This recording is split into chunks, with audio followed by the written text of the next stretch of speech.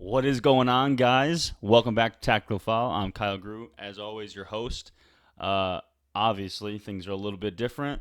A little change of scenery, made it a little prettier. Had to, obviously, if you're going to be watching my face now instead of just hearing my voice. Uh, yeah, obviously, you'll be seeing things change as the area develops. I just want to build onto these things, let it resemble myself, right? Of course, I have the United stuff, the Sir Alex Ferguson, but also have the comic book stuff because I love all of it. Just a bit of my personality to go along with everything. Uh, I appreciate everyone who has been listening to the podcast. I want to vary up things a little bit. I wanted to provide an option. I know when I've put some videos out, people have enjoyed those as well. So I want to make tactical foul videos as well. Not just the videos I made for TCTV, though. Although those are fun and enjoyable and informative, these are all tactical foul, my own creations, and I'm so excited to be able to bring them to you. So I think without further ado, let's get stuck in and let's start talking about all the things that are going on right now in football. At least the biggest stories, right? First story, I think it's the biggest. It's the thing that I think is causing the most waves around football, and that's Man City's ban being overturned. Um, Now, what does it mean uh, right now? That it means that Man City, as of right now, are in the Champions League. They had their 2-year ban dismissed, and then their 30 million euro fee that they had to pay was dropped down to 10 million. A couple takeaways just from that initial bit, right? Uh, I'll be honest. At first, I didn't understand why are they being punished at all, right? With the fine if they didn't do anything wrong. Uh, I I myself had to back up a little bit, do a little research. The fine, the money, uh, which is nothing, right, to the City Football Group, nothing. So it means nothing. We all know that they have just an obscene amount of money. The people that own it are also the family that runs the royal family of the United Arab Emirates. So they're backed by a country. So that money meant nothing at all. But the reason for the fine is not actually for the initial indictments, it is for their lack of cooperation within the investigation. Uh, so I that's the first bit that gets me is like, all right, well, if they did not cooperate, and that was what you guys decided was going to be the fine, if they still didn't cooperate, they probably should be fined that amount. Now, again, it's pennies to them, right? So does it really matter? No, but it's just a precedent thing, I think, at this point. And maybe that's what they wanted. They wanted to set the bar high, and within a lot of these cases and a lot of legal cases, you give the highest thing that you can, and then usually what happens is it gets dropped down. So maybe that's where it's at. I don't understand the full legality of it. We are waiting for the CAS to officially give their reasonings behind why they dismissed it or overturned the ban.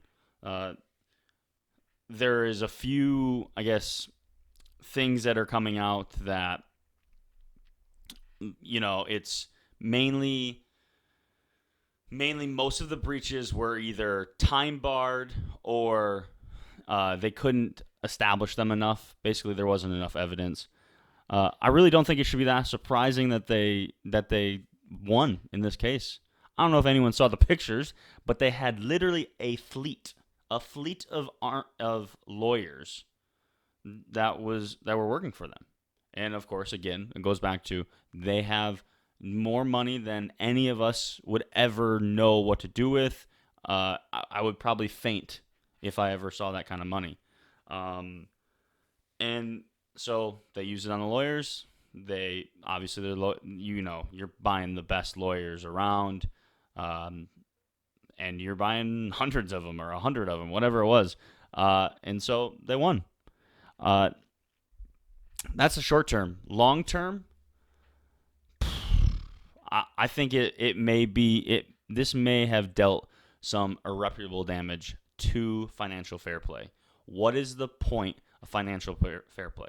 I, I get it. They won. They're overturned. But let's be honest. And it's not just City. So we have to be fair here because it could be United. It can be all. It could be a lot of these other clubs that are doing it. Um, no doubt. There's a lot of bending or breaking the rules that go on within football. But City got caught, and they should have to face the repercussions. I mean, there have been teams fined or not fined, excuse me, banned from European competition. Uh, in Warsaw, Legia was fined. I believe another Eastern European team as well. I can't remember off the top of my head. But they're small fries, right? So it's easy to punish them. Easy. But it also means a lot more to them to get punished. That money means more to those clubs. A club like City is still going to survive because they're backed by so much money. And so what you just said is we take this serious unless you have enough money to buy yourself out of it. And I think that this is completely just spat in the face of everything that financial fair play is supposed to stand for. It's obviously not fair. It's obviously not just. So what's the point? Now, I'm going to backtrack because here, yes, there is slight bias. I'll give you that. But the truth is, as a United fan, yeah, I want everything to get. I want City to get relegated. Like that's what I find fair, right? But as a football fan, as someone who is trying to be objective and just loves the sport, loves to watch the best teams compete, you know, of course, having City in Europe and being on the same like playing field as everybody else, it's right now it is better for football. However, it's not better if the whole reason that you create financial fair play is to create this even playing field, right? And you've just dismissed it because they have enough money, allegedly, right? And these are allegations that my opinion, obviously these are formed out of other people's opinions, and I guess if you want to call them conspiracies and whatnot. But they had enough money, regardless. Even if they didn't just hand over money, they were able to buy a fleet of lawyers who got them out of these troubles, and now they're in Europe. And I think we have to take a look. And you're looking at all these coaches who typically in this, besides Jose Mourinho, we'll get to him in a second because he doesn't stay out of anything. He loves the drama.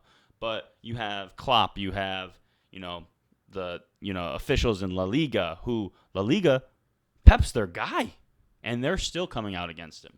Probably because Barca got at least some kind of ban.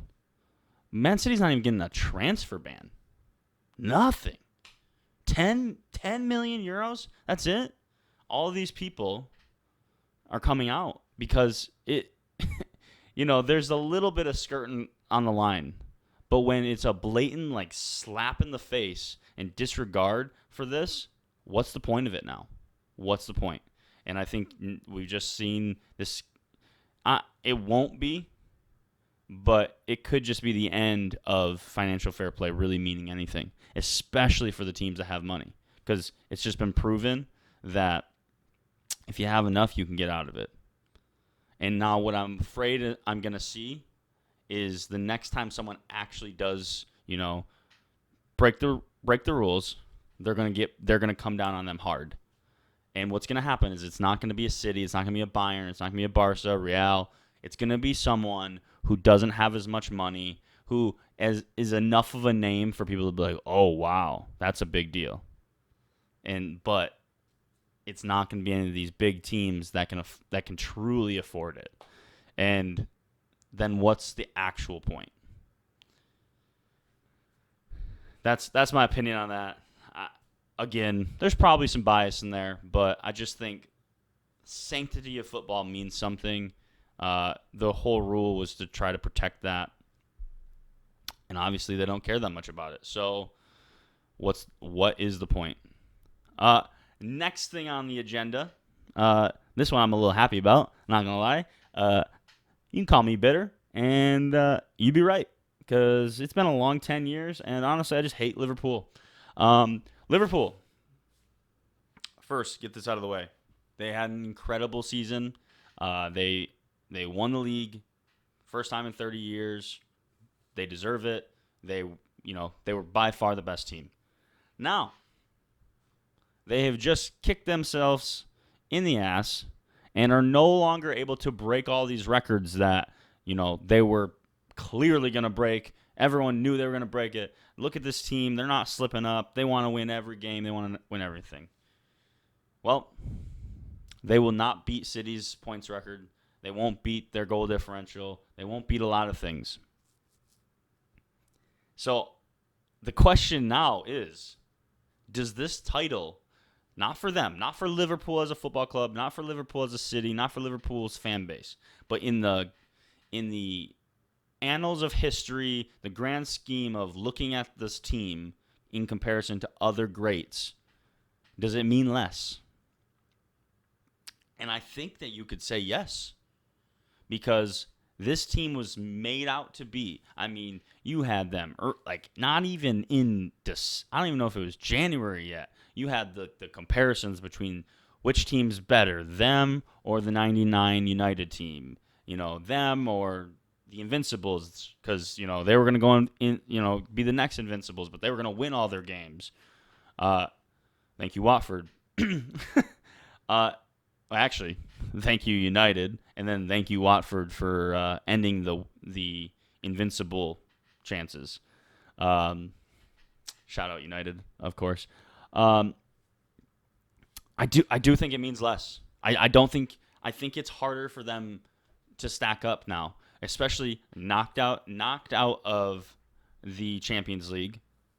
They're not going to win the FA Cup.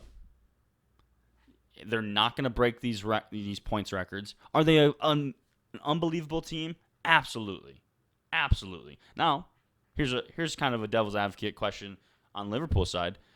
Should what they did before the break count more? Having, these odd circumstances of coming back. Should we look mainly at before the break? No, not at all.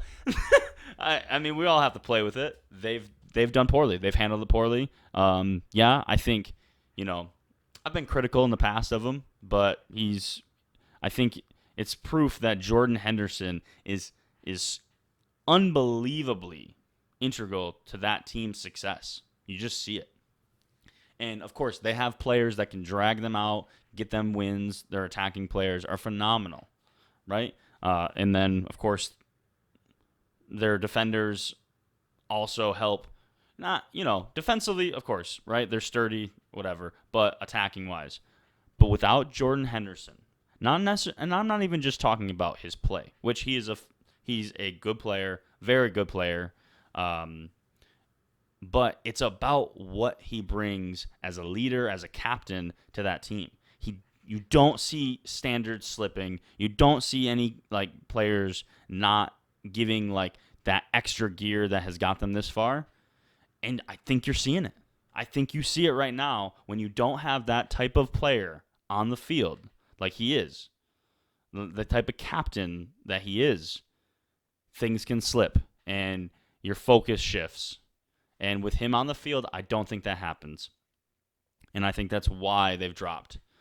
And so, hey, I mean, there's a lot of teams that are that same way, right?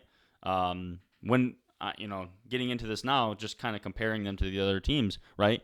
I just said the '99 United team, Roy Keane out of that team. I don't know. I don't know if they probably aren't the same. He's that guy. John Terry for Chelsea, 05.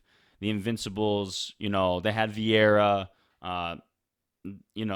Man City. I think they had had company.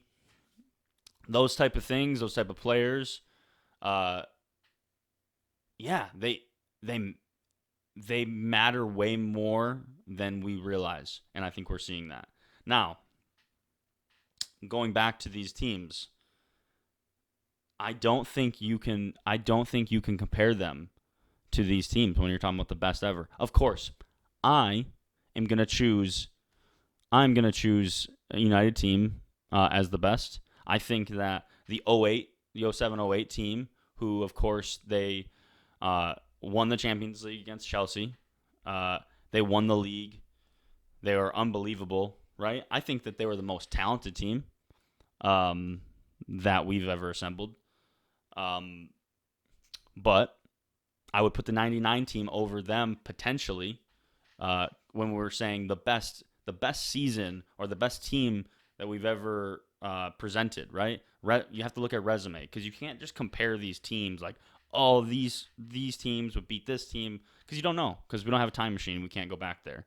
Um, but the greatest resume uh, is that 99 team. And you have some phenomenal resumes, right? The Invincibles, Chelsea '05. Again, United 08. You have Man City 2018, who broke all these records. Just absolutely, they did what Liverpool was supposed to do this year. They just smacked everybody. But outside of that, they struggled in Europe. They did. The Invincibles struggled outside of the league. They lost 6 games, even though they didn't lose any in the league. They lost 6 games that year. Chelsea, of course, they won trophies, didn't do it in Europe as well. So that's why I think when you look at when you look at it, to be the best team, obviously, prerequisite, have to win the league, right? I think that's it. But then it's the rest of what comes next. And that's why I'm picking the 99 team, because they won the league. And people will say, the points, they didn't score as many points. All right, great. That team lost 4 games all year. One of them was to Tottenham in the League Cup, I believe quarterfinals. Tottenham ended up winning the League Cup. So that was one of our losses. Great. Okay. The other 2 were away. We had 1 home loss, I believe, to Middlesbrough, who are not what Middlesbrough are now, obviously. And 4 losses all year in Europe, in all the leagues, everything. When you talk about, these other teams, and you're thinking of how little they lost, they don't really get mentioned. They get mentioned because of the treble, which deservedly so. But 4 losses all year, and you won 3 major trophies. No-brainer for me. But I'm here for the argument. There's, the other teams I mentioned, I would take. And I would take them all over this Liverpool team because all this hype, everything they did, they were incredible. And they looked like they were going to just come through and bulldoze over everything. And honestly, they just floundered the remainder of the season. And honestly, it's not just since the break. They weren't doing that. They weren't looking that great before the break. They were struggling. And so for me, they're no longer in that conversation. I think that they struggled to get into the top 5 now.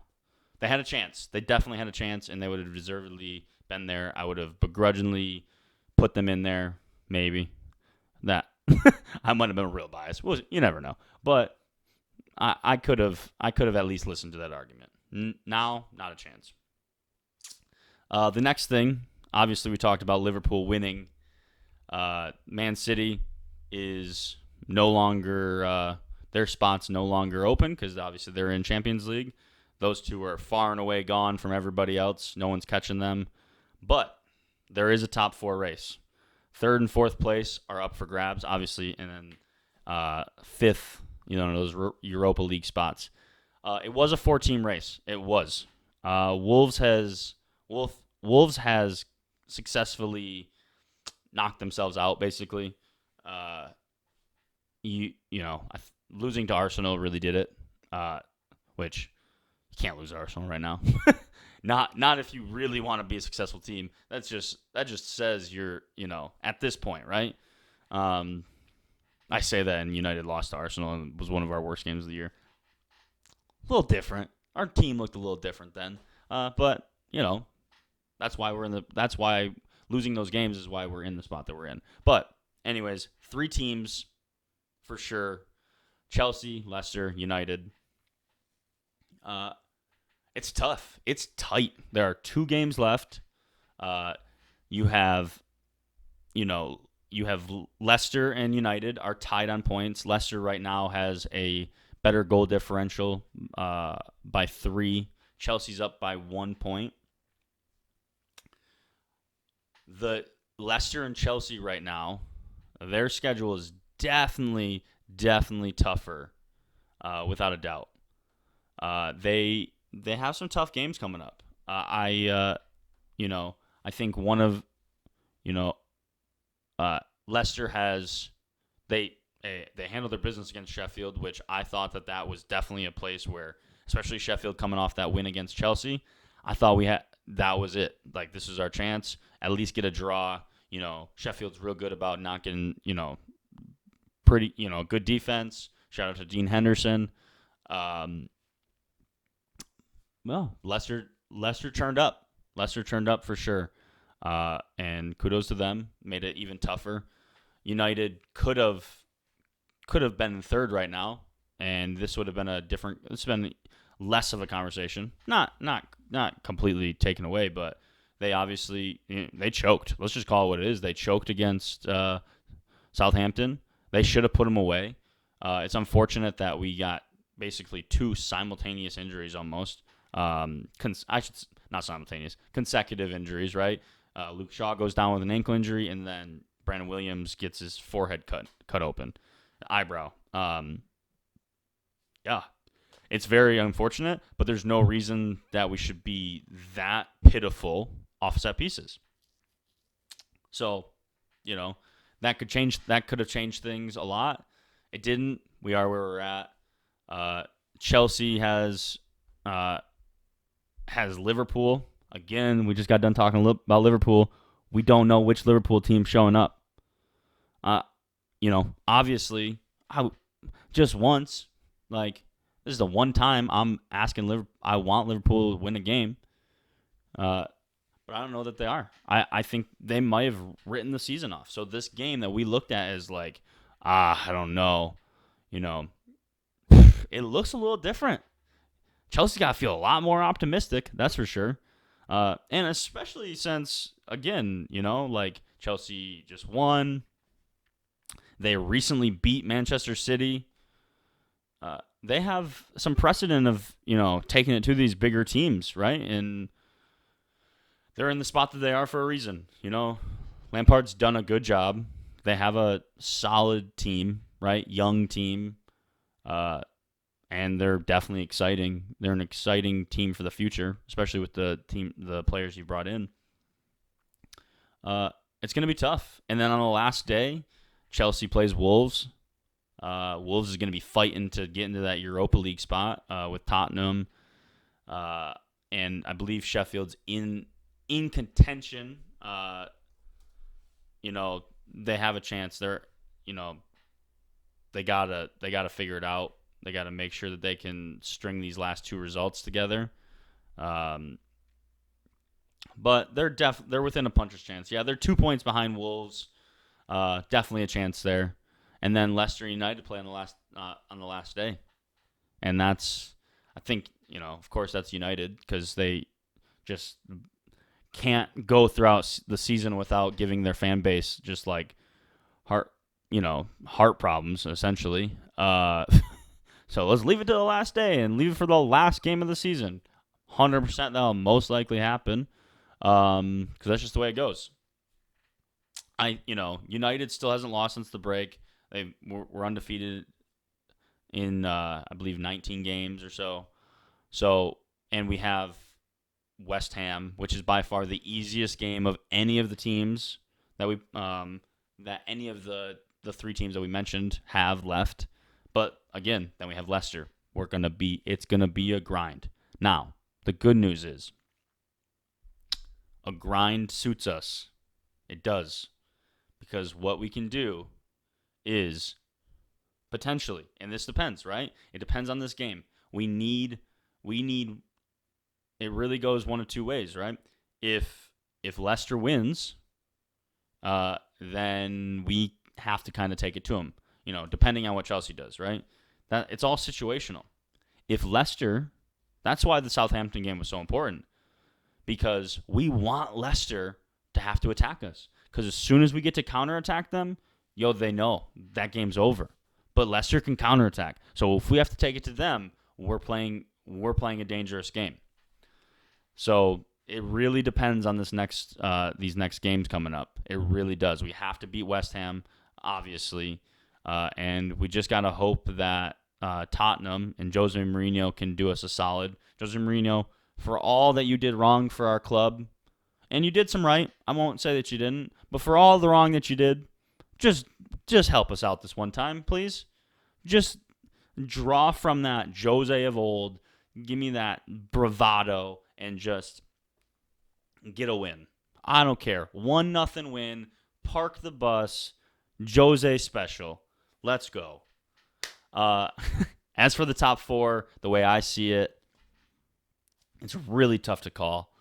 I think that Chelsea and United will finish in the top four. Those are your two teams. Leicester is unfortunate, even more unfortunate with the Man City news. They finished fifth, but they got Brendan Rodgers. They got a good squad. They're missing players. They're missing key players. And so I think Madison's out. Chilwell's out. Chilwell's backup, Christian Fuchs, is out. Pereira's out. I don't know if Sionchu, I can't say his name, center back, is back for this next game or if he's missing another game.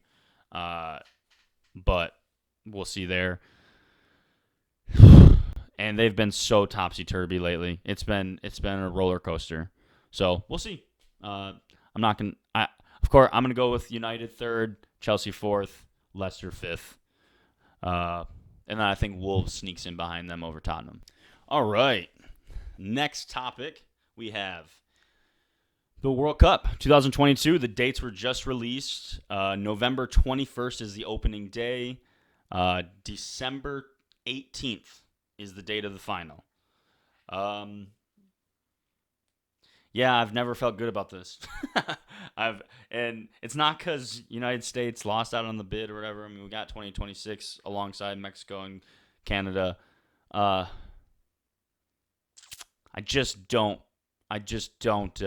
don't like the Winter World Cup. I don't. Especially now, it's even worse, right? I think it's even more like the problems that were going to arise with it are even worse now because of the setbacks due to COVID. It's going to be rough. You're making up games. You're taking this break, and I get it. It's not the same as this where they're not playing games. A lot of them are playing games, but what I do think is going to happen, I think you're going to see an increase of injuries, 100%, because if these players are coming back, they're probably not going to get the proper amount of rest, whatever it is, because they're going to carry, if they have small injuries, they're going to take them into the World Cup. They're going to play, and they're not, it's just not enough time. I think you're going to see the injuries. I think what we saw with this big break, this big break that we just had, the soccer's not great. It's very disjointed. It's rough. And that alone makes me not love this. And then let's just be honest about it. The worst part about it all is Qatar probably shouldn't have it. They shouldn't. They didn't. They had to build cities to meet the requirements and needs when it comes to infrastructure. They had to build complete cities. I just had to say that for a second time because that is wild. Now, incredible that they've built these cities. Now, unfortunately, the worst part of it all, they've built these cities on the backs of migrant workers who have died due to either dangerous situations, poor living, poor housing, poor nutrition, lack of food, and different things like that. FIFA has successfully put money over, again, honesty and fairness and different things like that, which is not that surprising. It's FIFA, right? We just got to expect these things. But this was just so obvious. And Sepp was on his way out, and he said, I'm going to take the bag one more time. And that's what he did. And yeah, there were countries that had suitable enough infrastructure to handle this World Cup in the right time slot because it's gonna be hot. I don't care that it's in the winter. It is still gonna be hot. And it's gonna be rough. I just don't see any way that anyone could have looked at this and said, this makes sense. Now, let me just say this, though. If Qatar had the infrastructure, or at least had most of it, had a good base, and they had to build a stadium or whatever, it was 6 years. Enough time. Even 2, I could get that. I can get behind that. Then I'm like, okay, whatever. Maybe it wasn't paid for. Maybe they just wanted to, they wanted to branch out. And maybe that was part of it. But we all know. And we don't know. Okay, I probably shouldn't say that. But we know this World Cup was paid for and bought. And human lives were also sacrificed. So that's the legacy, at least right now, that this World Cup is going to have. And now, hey, maybe the 2022 World Cup is going to be phenomenal. And it probably will. You'll have great moments. You'll have great goals. You'll have stars that are basically born on this stage. But will it outshine the corruption and the mistreatment of human lives that went into building this tournament? I don't know that it can overshadow that. And honestly, I hope it doesn't, because it shouldn't, because it would be a disgrace to the people that worked on this and that suffered because of it. Enough said, honestly. Last big topic we have.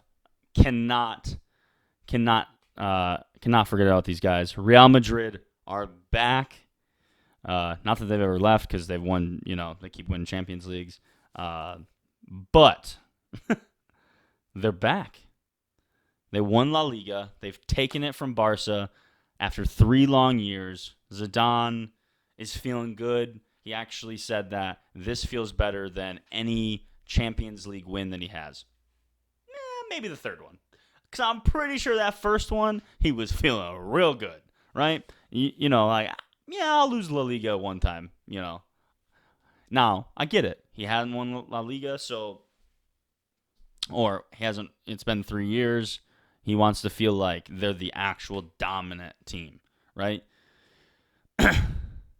And to be fair, it's been a weird season. It really has. Real was not perfect to begin the year, but they figured it out. People replaced people in the starting lineup, and people stepped up. Zidane did his thing, managed that squad really well, and they're champions. And to go on from that, like, since the return, they have won every single game. They've done their thing. They've done the damn thing. And Barcelona struggled. They really have.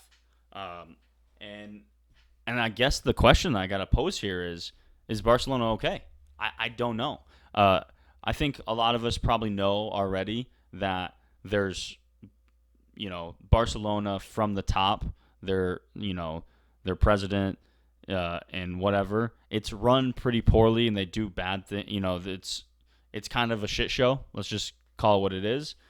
But I don't think I've ever seen it trickle down to the team as much as it has.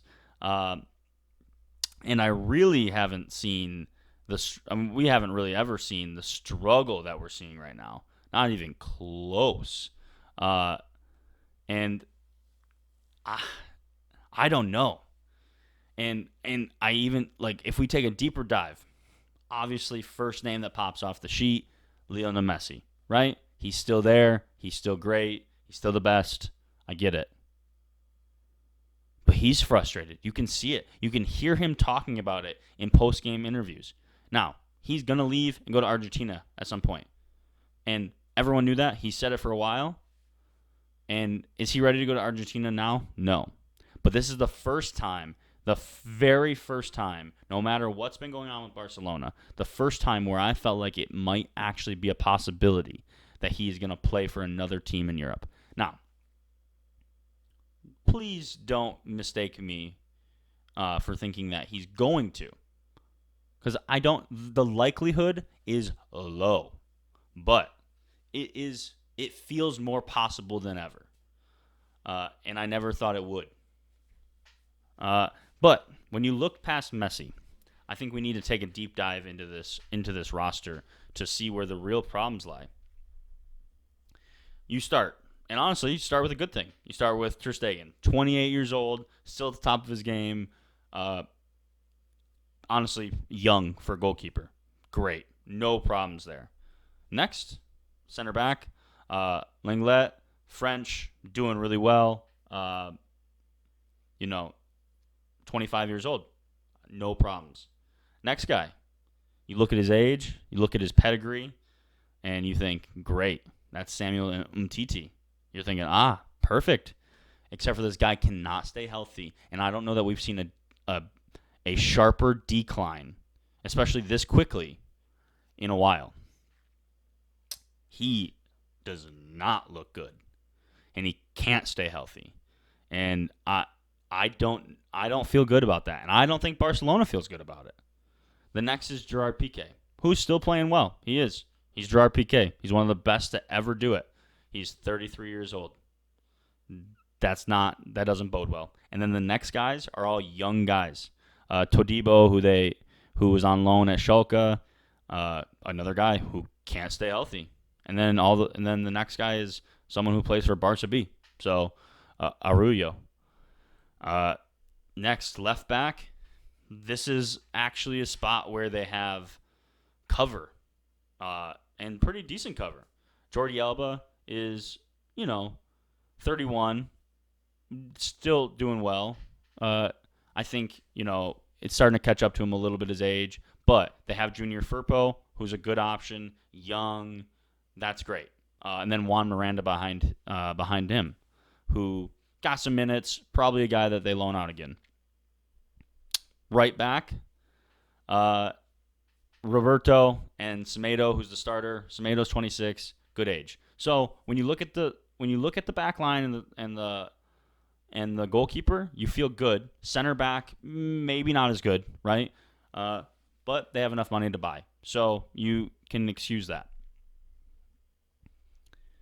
It's when you start looking elsewhere around this team and what else they're doing, right? Midfield, you have Sergio Busquets. He's getting older. He's declining. He was always not a good athlete, but he didn't need to be because he was so technically gifted. It's starting to get to him. He cannot perform at the same levels, especially day in and day out. You have Oriol Busquets, who's very young, and we don't know what you have. But then you have Frankie. You have Frankie de Jong. Incredible. And he's the one guy you feel safe about right now. Rakitic, much older, not looking as well. Vidal, definitely older. He's a backup at best. Ricky Puig, who mainly plays for Barca B, highly touted guy. He is 20, but is he going to just step right in and be the next guy? Maybe, but very unproven. You have Arthur, but he's gone. You sold him for Pjanic, who Pjanic is incredible, but he's 29 years old. So what's the thought process when you basically, this is basically a trade, right? Arthur for Pjanic. Arthur's 23 years old, and there's been times where he's looked incredible, and there's other times where he's looked okay, good, but he's 23, so you kind of can expect that, especially from midfield.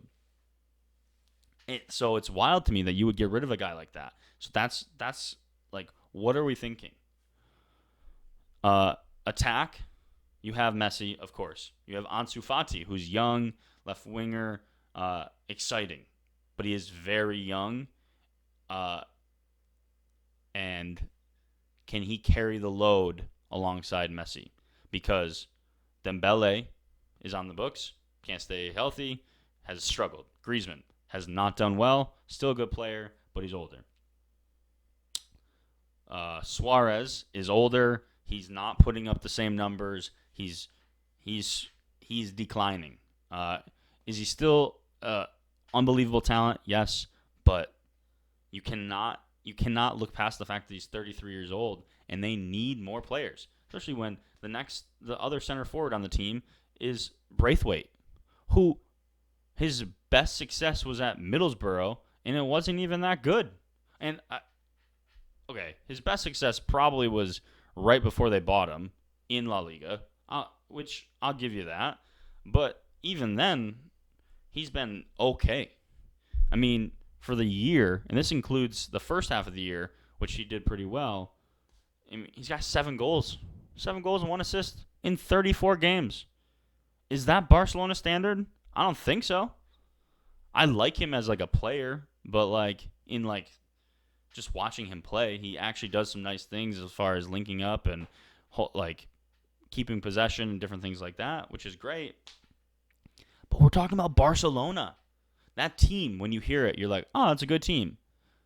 But it's not that good when you compare it to other teams, especially Real Madrid. And I don't want to keep boring you with going through all the players, but look at that team. You either have young players in positions already starting, or you have cover right behind them with people that are getting game time, that are doing it either at Real Madrid or at another club at a high level. I mean, when we talk about this team, like, you have Hakimi, who looks like one of the best right backs in the world right now. He really, truly is at Dortmund. He's been unbelievable. You have Kubo, who's doing a good job. You have Odegaard, still on the books. You have a lot of guys that are all over the place. And then you mix it in with their young talents, Vincentius, Rodrigo. I mean, Valverde just came through. He's taken up a spot. Cruz is only 30 years old, but still older. But you have Casemiro there as well. I mean, you have Isco. They bought Ranier from Brazil. Diaz is a little bit older, not really sure. And in the attack, Benzema, probably need another guy. But they have Luka Jovic. They brought in, who is 22 years old. And then you still have Asensio, who they didn't buy a winger because when Ronaldo left, because they believed that this was their guy. That's that. And honestly, he looks like he's got that kind of talent. At least enough to, I'm not saying he has Ronaldo talent, just so we're clear. But he looks like he can be a talent enough to supplement goals and be a world-class player. He does. He has that ability. Obviously a bad injury really hampered that this year, but that happens. And obviously if that affects him long-term, then we're wrong. But they still have a lot of options. They have very few holes, if any. I don't think they really do. But realistically, they might just need depth, or they need a guy to be an understudy for some of their aging players. And you kind of have a lot of those already. It's wild. They're set up for success. They are promoting more youth than I've ever seen them do. They're buying younger. They're taking more chances on turning, these, you know, these players that look like they can be something and then turning them into gems. They have and they may have not done as well in the Liga, but like I said, they're winning Champions Leagues. Now, I think that they are long term. They're going to be here for a while. They're going to be winning La Liga, probably still going to be winning Champions Leagues. It's a scary sight when Real Madrid is comprised of a lot of players that are actually very young. They didn't go out and spend a ton of money on. So what that allows them to do is still flex on everybody and just get some big signings just because we can and improve their team even more. They're scary. They are really scary. And Barcelona's got to do something drastic to change it. They really do. All right. We got a new segment for you to end the show. It's called Let's Go to VAR. And hopefully, when we do go to VAR, we get some answers that are a little more clear than the ones that we actually do. And hopefully you have a little bit more of a success rate than VAR's had this year. Let me break down everything. You have red card, which is not a good look, inexcusable, just no good, right? You have yellow card, which is not the best, not great, but probably explainable. Don't do it again, or you're gonna get it. It goes to the red card, right? And then there's not a foul. I think that's clear. Nothing wrong with it. Looks good. And yeah. So what I'm gonna do is I'm gonna throw out a few. I have a few just little things that are happening in the sport. Not really mainly off the field things going on, and we're gonna vote. And what I want you to do, I'm gonna give my assessment. I want you to give your assessment in the comments, on the website, on Twitter, all those things. Let me hear what you have to say. So the first thing we have is Dr. Rashi, which, saying that out loud, it sounds like a Adult Swim show that would air at like 12:30 a.m. that nobody watched. But it's an incredible thing. Marcus Rashford, for those who don't know, was awarded an honorary doctorate by the University of Manchester. He's the youngest person to ever be bestowed that honor, which is incredible. And honestly, he deserves it for all of the things that he's done. Now, what they gave this to him is a two-pronged thing, right? One was his footballing, ability and what he's done on the field so far. Lesser so that, but more so what he did with battling child hunger and different things in Britain. And so I'm not completely familiar with exactly how it works, but what it is basically for underprivileged kids, underprivileged families, there's meals that they can get. That way that it's not a situation where kids are going hungry. It was a bill that was not going to get passed. Marcus Rashford used his influence, his status, to get it overturned. Now, let's just be clear, and I think he would say the same thing. He's not the only one, but when you have someone of his stature, playing at a club of the stature of Manchester United, it holds a lot of weight, especially being English. And he was the big reason that it got turned around, and now a lot of kids are not going to have to go hungry because of the work of Marcus Rashford and many others, and they should be commended. It's phenomenal. And to think this guy's only 22, so I don't know that anyone's had a bigger year, realistically. Obviously, the injury kind of put a damper on things, but no one's star has risen more through quarantine than Marcus Rashford, at least from a human side.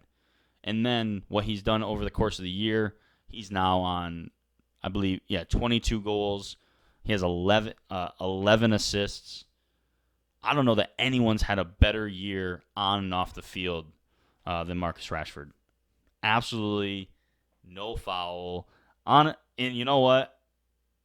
I know this first segment, the very first one, but I'm gonna make an exception. I'm awarding him a penalty, and you know he's gonna score it because he got the big cojones when it comes to penalties, as we've seen many times this season. And so, yeah, absolutely class act, and all kudos go to Marcus Rashford. Next thing we have on the docket, Adebayo Akinfinwa. I think, as you guys know, names I'm not always the best at. I think I pronounced that fairly correctly. But another guy who's just a fun guy to watch. You just are happy seeing him. He honestly could give him a red card for how big he is, because there ain't no reason to be that big. No reason. But it's incredible it's a testament that he stayed in this profession so long and been that size, and he's used it well. For those who don't know, he's a striker. He's mainly made his career in the lower leagues. The third, I would say, like the League Two is where he's played a lot of his career. League Three, League One, where he just was with Wycombe Wanderers, Wycombe, and yeah, Wycombe just got promoted to the championship. Wycombe's first time being in the championship in their history, and it's the first time that he's played in the championship, and it's an absolutely incredible moment. The interview after is phenomenal. Unfortunately, he's a Liverpool fan, which makes me want to downgrade this for him. And that's kind of where this comes from. That's all great, and of course, that's no foul. But I hate Liverpool, but it's really hard to hate Jurgen Klopp. It really is. And what Jurgen Klopp saw, the interview after Akinfinwa won, and he said the only thing that can make it better is if I got a WhatsApp message from Jurgen Klopp. So, of course, Jurgen Klopp, being honestly just the great guy that he is, he messaged him, and he invited him to celebrate in their parade. And as a lifelong Liverpool fan, of course he's going to accept it. And so it's just a great moment for football. It's phenomenal. Liverpool, no foul. You guys would know all about that. But kudos, not really to Liverpool, but to Jurgen Klopp and Akinfinwa. Congrats to you and to Wycombe. Next thing. First time just about all season that Erling Haaland has not scored, because he was at the club in Norway, and he got kicked out. He got kicked out of the club in Norway, and I'm laughing mainly because it has now come out why he got kicked out. But he got kicked out because he's too popular. The security were interviewed. And they had to kick him out because he was so popular and everybody wanted to selfie with him that it made it nearly impossible for them to keep a socially distant club, basically. They couldn't socially distance their patrons. And because of that, they decided it was best that he leave. But obviously pictures came out and all it said, clickbaity things, that he was kicked out of the club. Now, the problem is the clickbait. And he's in a position, which is why it's probably a yellow card, because you just don't want to see him in those positions. He really didn't do anything wrong that we know of, but you don't want to see him in too many of those positions, right? And the truth is, you can get over stuff like this because, one, luckily extra information came out. Two, the guy's going to get buckets, and he's going to score a lot of goals for a long time. So, yellow card at best. Next, we have ITV binning Clive Tilsley, which is that I don't understand. And honestly, we're going to be quick about this. It is by far a red card, especially when you are replacing him with a guy named Sam Matterface. One terrible name. And look, he does a decent job of his job. He does like interviews and stuff like that. But my God, when I think about Clive Tilsley and all of the amazing calls that he's made, and honestly still making, because he's doing a good job still. It's not like he's lost it. And then I listened because I had to make sure that I wasn't wrong. But Sam Matterface, I I want to I want to mash my face into a pillow because I'm put to sleep by his voice. Oh my God. I really tried hard to come up with some kind of pun there, so that's the best I could do on short notice. But really, Clive Tilsley, legend, still doing a great job. ITV, absolutely a red card. Get out of here. Poor taste, poor choice, nothing. Last one, my absolute favorite. Real Madrid is at an all-time high, and so is Gareth Bale's troll game on the bench. I don't know if you guys have seen the pictures. There's one with him having the mask over his face, pretending to sleep on the bench, and then, which is great. They have him in the squad. Like, he could actually play, but they're not going to play him, and he didn't. And then the one where he made like a telescope with like, I'm guessing like either some kind of instruction or a game sheet or whatever. Oh, guy is wilding out there, and it is amazing to watch. I'm going no foul. I love it. It's great. It's humorous. Real Madrid still won. Zidane's probably pissed, but he'll get over it because he just won, and he's won literally everything now. So Gareth Bale's not going to play at Real Madrid next year, most likely. But hey, at least we're getting some humor out of him. And yeah, so that's what I have for today. Guys, I had a lot of fun. Hopefully you guys enjoy the video today. Please share, comment, like, subscribe, all those things. I'm going to put out as much content as I can for you guys. Please get involved, and many more of these to come. Thank you so much. It's been Tactical Foul. I'm Kyle Grew. I'll see you guys next time.